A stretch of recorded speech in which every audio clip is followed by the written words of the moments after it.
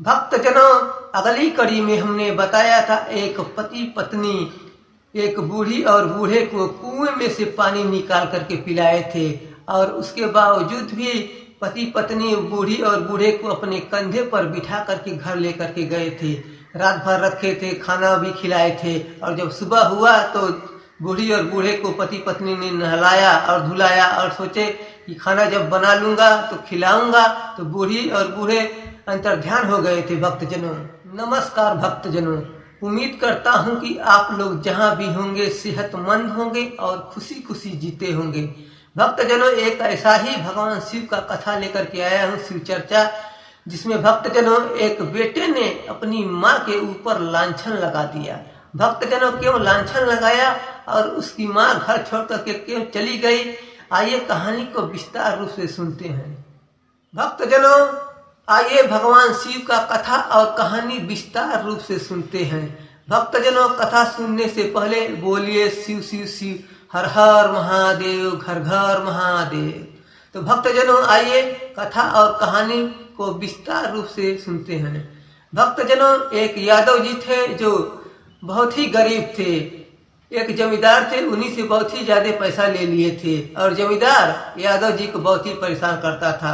और यादव जी को भक्तजनों एक और लत थी, हमेशा यादव जी शराब पीते थे और जमींदार हमेशा पैसे के लिए परेशान करता था। इतना पैसा ले लिए थे यादव जी जो पैसा भर नहीं पाते थे। भक्तजनों, यादव जी पैसा वो भर नहीं पाते थे और इनको शराब पीने की इतनी लत थी कि छोड़ती नहीं थी और इनकी पत्नी हमेशा समझाती थी यादव जी को, लेकिन यादव जी मानते नहीं थे।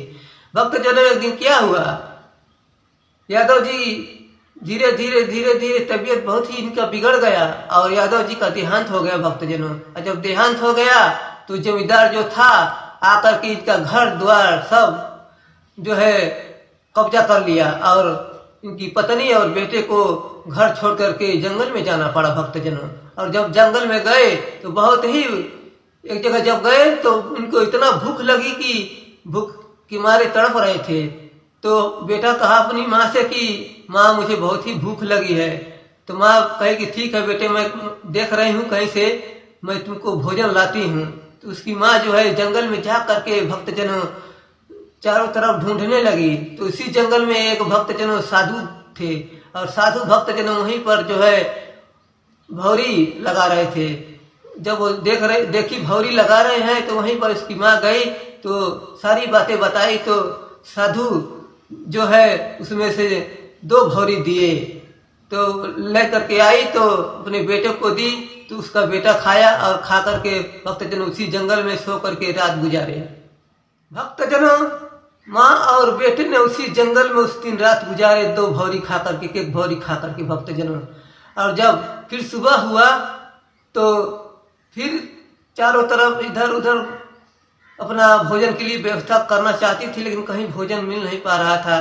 तो उसके बेटे ने कहा कि माँ जहाँ से भौरी लाई थी वहीं पर जाओ और उन्हीं से कहना, तो हो सकता है कि फिर दे दें कुछ भोजन, तो हम लोगों का पेट भरेगा। तो उसकी माँ फिर जा करके उनसे कही। तो भक्तजनों साधु उस समय 4 भौरी दिए और जब 4 भौरी दिए तो कहे कि ठीक है ले जाओ और एक अपने खा लेना और एक अपने बेटे को खिला देना और 2 भौरी अपने आंचल में रख करके गांठ मार देना और उसके बाद जो है लेकर के चले जाना। कहीं भी जाना तो जहाँ काम धाम करना, जहाँ स्थायी रहोगी उसी जगह पर जहाँ रहना, गड्ढे खन करके वो दोनों भौरी को गाड़ देना। तो भक्तजनों उसकी माँ लाई और अपने बेटे को 1 भौरी खिलाई और एक अपने खाई और 2 भौरी को अपने आंचल में बांध करके रख दी और फिर चली गई काम के तलाश में। जब काम के तलाश में चली गई तो एक जगह ऐसा मिला, बढ़िया जगह, जो हर लोग अच्छे इंसान थे और वहां पर उसको काम कुछ मिल गया और वहीं पर वो काम करना शुरू कर दिया और 2 भौरी जहाँ रहने लगी उसी जगह पर वो गाड़ दिया। भक्तों, माँ बेटे जहाँ रहने लगे वहीं पर जब 2 भौरी गाड़ दिए और जब सुबह हुआ, रात बीत गई, सुबह जब हुआ तो सुबह होते होते भक्तजनों महल बन गया था। उसका घर महल बन गया था और सोना चांदी हर चीज हो गया था और खुशी खुशी रहने लगे। लेकिन भक्तजनों बेटे के अंदर एक भावना जाग गई थी। भक्तजनों बहुत ही गलत भावना जाग गई थी कि बेटे सोचने लगा कि लगता है माँ मेरी जहाँ से भौरी लाती थी वही साधु जो है उसी से जो है वो फंस तो नहीं गई थी, वही जो है अपनी शक्ति से ऐसा किया होगा, नहीं तो ऐसा महल कहाँ से बन सकता है। उसी दिन से भक्तजनों इसका बेटा जो है कुछ अपनी माँ से मोटा मोटा रहने लगा। भक्तजनों हमेशा अपनी माँ से बोलता नहीं था, थोड़ा बहुत बोलता था, मोटा में रहने लगा। लेकिन भक्तजनों माँ कुछ बोलती नहीं थी, अच्छा से जीती थी, अच्छा से खिलाती थी, लेकिन बेटा बहुत ही कम अपनी माँ से बोलता था। भक्तजनों हमेशा ही उसकी माँ बुलाती थी लेकिन वो बहुत कम बोलता था।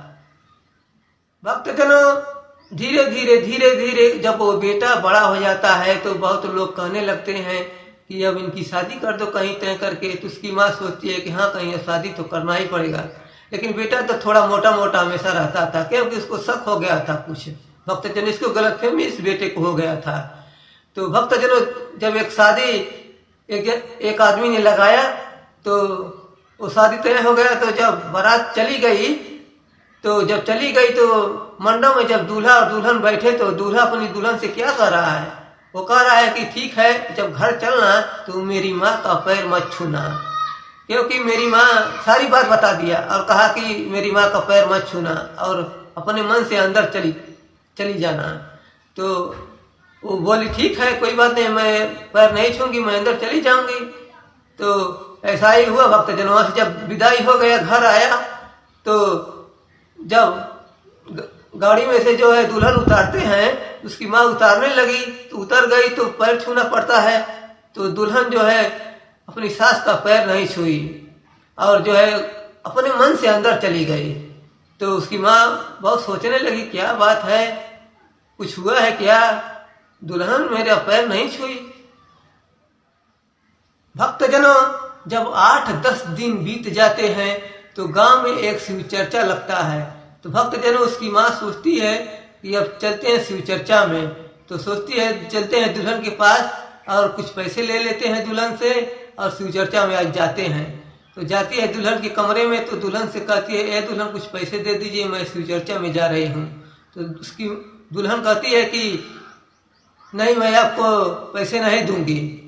तो उसकी माँ कहती है ठीक है पैसे नहीं दूंगी तो साड़ी लाई होगी वही दे दो, वही पहन करके शिव चर्चा में मैं चली जाती हूँ। तो कहती है वो भी नहीं दूंगी। तो उसकी माँ पूछती है क्यों, तो बताती है कि आपके बेटे ने मिन्हा किया है कि आपको कुछ भी देने के लिए, मैं आपको कुछ दे नहीं सकती, ना ही पैसे और ना ही साड़ी, मतलब कोई भी सामान आपको मैं नहीं दे सकती हूँ। तो कहती है ठीक है मत दीजिए। तो उसकी माँ वैसे ही चली जाती है शिव चर्चा सुनने के लिए। भक्तजनों और शिव चर्चा सुन करके आती है तभी पर अपने बेटे को और उसको कुछ नहीं बोलती है, ना ही दुल्हन को बोलती है ना ही अपने बेटे को कुछ बोलती है। उसकी माँ हमेशा सोचती है जाने दीजिए जैसा चल रहा है वैसा ही चलेगा तो ठीक रहेगा, क्या बोलने से फायदा है। भक्तजनों उसकी माँ जब शिव चर्चा वहां सुन रही थी और जब शिव चर्चा समाप्त हो गया, शिव चर्चा का प्रसाद लेकर के अपने घर आई। और जब घर आई तो प्रसाद दुल्हन को कमरे में जा करके दुल्हन को देना चाहती थी उसकी माँ। तो जब दुल्हन को प्रसाद दे रही थी तो दुल्हन प्रसाद नहीं लिया। तो इसको उसकी माँ को बहुत तकलीफ हुआ, कहे कि अपने मन में कि शिव चर्चा का प्रसाद लाई हूँ, भगवान शिव का प्रसाद है वो भी नहीं ले रही है ये। तो कुछ भी बोली नहीं, अपने कमरे में इसकी माँ चली गई और रात भर सोचने लगी। और जब सुबह हुआ भक्तजनों तो अपना घर छोड़ करके उसकी माँ चली गई और बहुत दूर चली गई भक्तजनों, और सोची कि इधर उधर भीख मांग करके खा लूंगी लेकिन अब यहाँ पर नहीं रहूंगी। बेटे से क्या बताऊं, जब ना ही बेटा सुन रहा है ना ही पतो सुन रही है तो बात करने से फायदा क्या। ऐसा है कि मैं घर ही छोड़ करके भीख मांग करके जी लूंगी और इधर उधर अपना समय काट लूंगी। भक्तजनों फिर क्या हुआ, उसकी माँ सुबह होते ही घर छोड़ करके चली गई। और जब घर छोड़ करके चली गई तो जैसे ही घर छोड़ती है वैसे ही जो महल था वो एकदम झोपड़ी में बदल गया। मतलब भिखारियों वाला हाल हो गया इन दोनों का, झोपड़ी बन गया, सारा सोना चांदी हर चीज मट्टी हो गया और ये लोग का बहुत बुरा हाल हो गया। ऐसा हाल हो गया कि इन दोनों को भी भीख मांगना पड़ा, इधर उधर भीख मांगने लगे भक्तजनों। और जब भीख मांग रहे थे तो वहीं पर गए जहाँ उसकी माँ थी रास्ते में जाते थे तो उसकी माँ जो है देख गई, और जब उसकी माँ देखी तो रोने लगी और कहने लगी कि अरे ये तो मेरा बेटा है और पतो है, ये लोग कहीं आ गए हैं और क्यों ये लोग भीख मांग रहे हैं। तो उसका बेटा और जब करीब आया तो गले से लग करके रोने लगा। भक्तजनों इतना रोने लगा कि उसका आंसू रुक नहीं रहा था। तो सारी बातें बताया तो उसकी माँ पूछने लगी कि तुम मुझसे क्यों मोटे मोटे रहते थे, मुझसे बोलते क्यों नहीं थी, क्या बात थी। तब वहीं पर उसका बेटा भक्तजनों रो रो करके सारी बातें बताता है कि माँ मुझसे बहुत बड़ी गलती हो गई, मैं समझ नहीं पाया, मैं तुमको लांछन लगा दिया, जहाँ से तुम भौरी लाती थी मैं उसी साधु के और तुम्हारे बीच में मैं अफेयर समझने लगा। मैं सोचा कि लगता है साधु से मेरी माँ फंस गई है, नहीं तो इतना महल कैसे बनता। तो सारी बातें उसकी माँ बताती है कि जहाँ जब तुम भेजे थे तभी मैं गई थी और साधु ने मुझे एक बार भौरी दिए, एक बार भौरी दिए और बताया कि जमीन में गाड़ दो, और सुबह होते ही महल बन गया था। लेकिन तुम ऐसा क्यों सोचे। भक्तजन उसका बेटा बहुत ही रोने लगा और दोनों बेटे और माँ गले मिल गए और उसकी पतो भी माफी मांगी। भक्तजनों कहना तो नहीं चाहिए, कभी भी किसी के ऊपर शक करना ये गलत बात है। भक्तजनों भगवान शिव का कथा और कहानी यहीं पर समाप्त होता है। फिर ऐसा ही वीडियो लेकर के मैं आऊँगा। अगर ये वीडियो अच्छा लगा हो तो एक भक्तजनों लाइक और सब्सक्राइब आप लोग जरूर कर दीजिएगा, क्योंकि इससे मुझे एक मोटिवेशन मिलता है भक्तजनों, हौसला होता है। उम्मीद करता हूँ कि आप सभी लोगों को ये वीडियो अच्छा लगा होगा। फिर मिलेंगे भक्तजनों किसी नेक्स्ट वीडियो में। तब तक के लिए हर हर महादेव, घर घर महादेव।